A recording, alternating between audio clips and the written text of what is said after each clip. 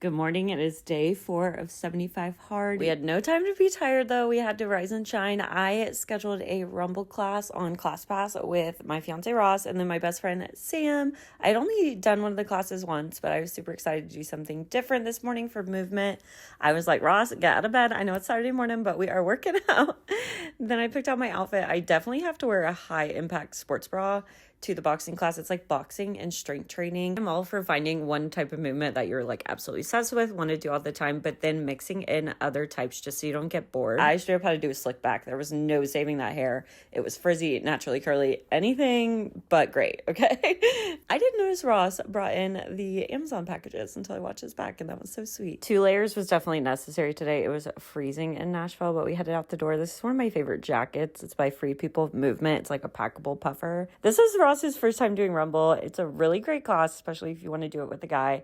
But we had so much fun, all of us. It was so nice to see Sam in the morning. Dunkin' just came out with a lava cake latte, and I wanted to try like a lower calorie order for y'all and show it. So it is on my feed if you wanted to try something a little healthier, but you still want to participate in the fun flavor. I did a lot of editing on my phone in my little like content room. We worked on Save the Dates, finally placed that order. I'm so excited. I wanted to try the S'mores Chunk Puff by Built Bar flavor. It was incredible. Obviously, they make everything so delicious. Then for the love of God, we finally got to put Christmas away. This was definitely a team effort. There was so much stuff everywhere, but it felt so good. Look how empty and just like clean everything looked. About that time, I had to go for my second workout of the day. So I did a 45-minute walk outside. Literally nobody was outside. So it was like a little creepy.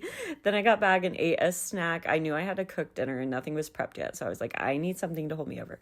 Okay, I wanted to show y'all this. If you ever just get hungry and you're like, oh my God, I got to eat out of the bag, just throw it on the scale really quick. Eat whatever you want. If you're just like, I need something now, then weigh it after and it'll tell you exactly how much you ate.